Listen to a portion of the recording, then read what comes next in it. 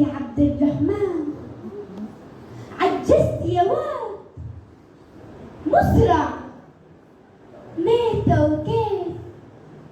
عاد اللي يعجز في بلاده غير اللي يعجز بيه. شفتك مرة في التلفزيون ومرة وروني صورتك في الجورنال، قلت كده لعبد الرحمن، أمال على كده وانت بقالي 100 حول. والله خايفة يا ولادي قاعدة على طول. مات الشيخ محمود وماتت فاطمة بقنديل واتباع كرمة بغبان، وانا لسه حية وباقي لسه حية كمان وكمان.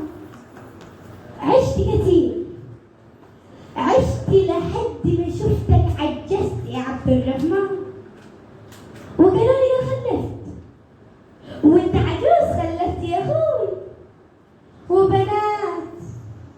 امال كنت بتعمل ايه بقية العمر اللي فات؟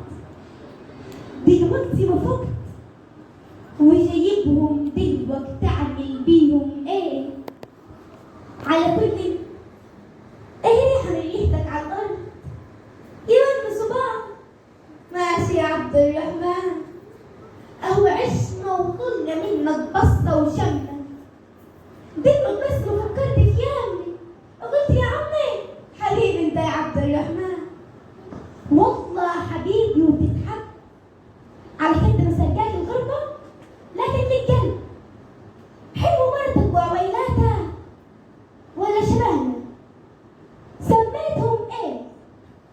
قالولي آية ونور، معرفش اجيب لك حتة واد ولا اقول لك يعني جبناهم في الدنيا نفعونا بايه؟ غيرش الانسان مغرور ولسه ياما هتعيش وهتلبس لما جاي قطيفة وكستور. كنت يا عبد الرحمن، قضينا لي 6 سنين مزروعة في دار الباب، لا تقولوا علي احبك ولا غرام، خليهم يبقوا عاملوا اكفان. كلمش وشي فاكر يامي وفاكر الوش، اوعى تصدقها الدنيا غش بغش. اول ما يجيك الموت تفتح، اول ما ينادي عليك اشلح، انت الكذاب. اوعى تحسبها حساب بلا ود بلا بيت، ده زمن يوم ما يثبت كذاب. سيبها لهم بالحال والمال وانفد، اوعى تبص وراه الورث تراب وحيطان الايام طين، وعيالك بيك مش بيك عايشين. يوه يا زمان مشوار قدم البيت اتهدد قبله بيوت وبيوت، هو اصيل هو مستنيني لما اموت. هتاجي العيد الجاي واذا جيت